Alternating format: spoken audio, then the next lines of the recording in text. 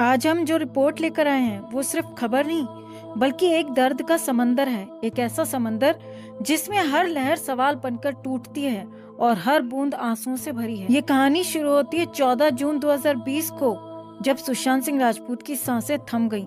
4 साल 6 महीने बीत गए और अब सीबीआई ने अपनी क्लोजर रिपोर्ट रख दी है। लेकिन क्या ये रिपोर्ट उस बाप के आंसुओं को थाम सकती है जो अपने बेटे के इंसाफ का इंतजार कर रहा था? क्या ये उस पिता के दर्द को मिटा सकती है जो हर रात अपने सवालों के साथ अकेला जागता है? सुशांत का परिवार, उनके दोस्त और वो लाखों फैंस जिनके लिए वो सिर्फ एक स्टार नहीं, एक उम्मीद थी, क्या ये सब इस कागज के टुकड़े से संतुष्ट हैं? सीबीआई कहती है उन्हें सिर्फ विसरा मिला, वो भी 2 महीने बाद। उसमें न जहर था न ड्रग्स का नामो निशान, गला नहीं घोटा गया, कोई स्ट्रगल नहीं। ये कहती है मेडिको लीगल रिपोर्ट। लेकिन जब शरीर ही सामने नहीं था तो ये दावे कैसे? क्या एक बाप का दिल ये मान ले कि उसका बेटा सचमुच खुद को खत्म कर गया? और वो घर, बांद्रा का वो फ्लैट जहां हर दीवार पर सुशांत की हंसी गूंजती थी, उसे पेंट कर दिया गया, सबूतों को मिटा दिया गया। सुनंदा पुष्कर के लिए होटल 3 साल तक सील रहा, लेकिन सुशांत के घर को क्यों नहीं बख्शा गया? क्या उसकी यादों को भी रंगों में दफन कर दिया गया?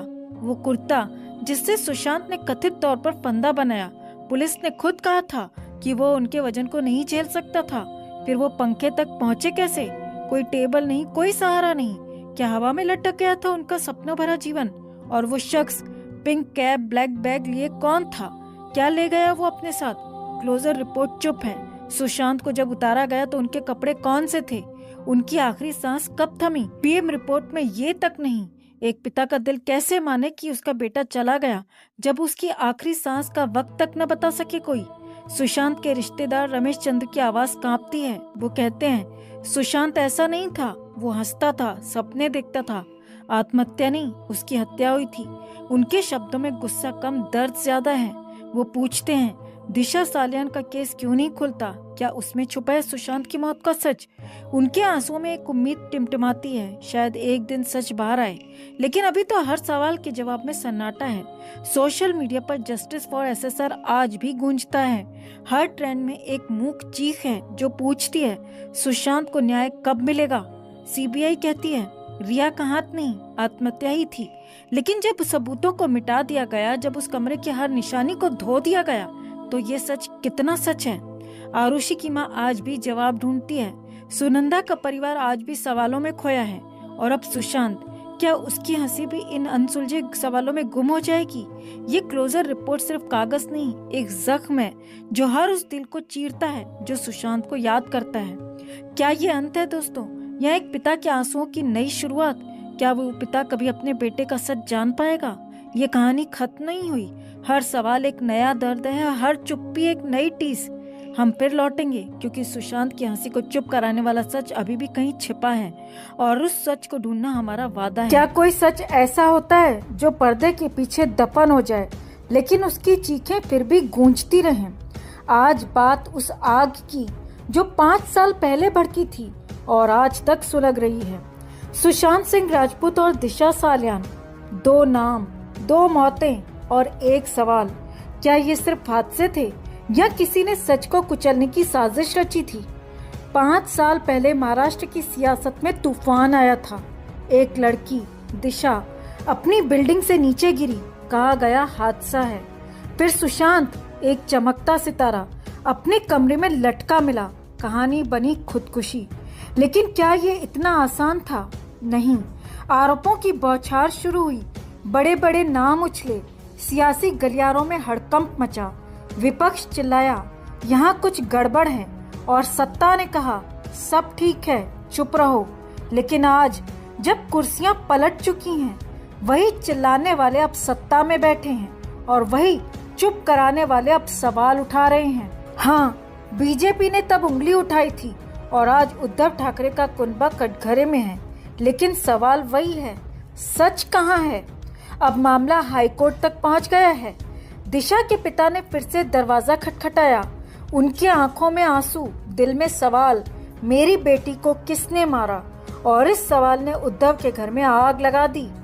सूत्रों की माने तो मातोश्री में एक मीटिंग हुई। हंगामा, चीखें और गुस्सा। संजय राउत, वो बड़बोला शख्स जो हमेशा अपनी पार्टी के लिए गड्ढा खोदता है, इस बार फिर निशाने पर है। कहा जाता है उद्धव ने खुद उसकी गर्दन पकड़कर कहा, चुप रहो वरना सब डूब जाएंगे। लेकिन राउत चुप कहाँ रहने वाले हैं। उन्होंने कुछ ऐसा बोल दिया जो सियासत का तापमान और बढ़ा गया। क्या, वो आपको अगले पड़ाव पर बताते हैं। लेकिन अभी तक आपने अगर खबर को लाइक नहीं किया है तो लाइक और शेयर कर अपना प्यार और सपोर्ट दिखाएं और कमेंट में इसे लेकर आप भी अपनी बात अपनी राय जरूर रखें। तो राउत ने कहा, उस रात पार्टी थी, लोग पी रहे थे और लड़की गिर गई।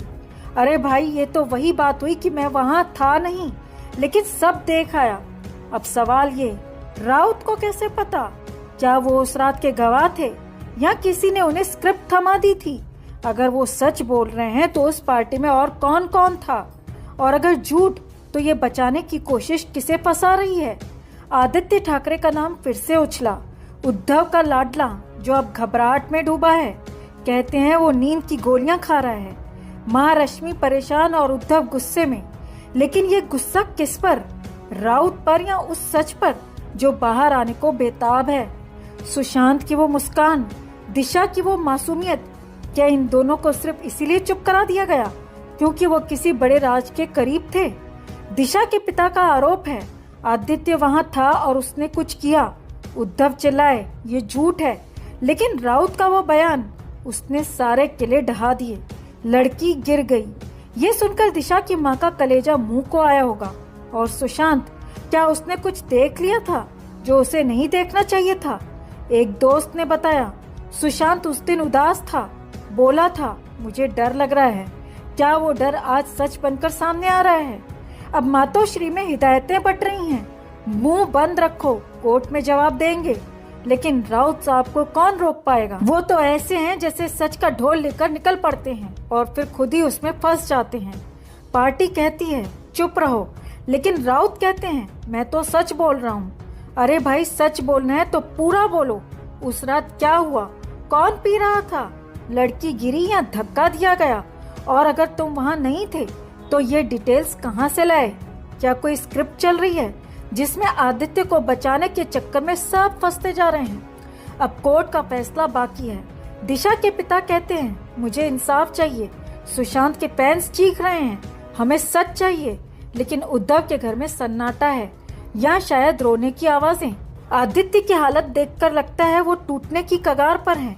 क्या वो सच में फंस जाएगा या फिर राउत का बड़बोलापन उसे और गहरे गड्ढे में धकेल देगा?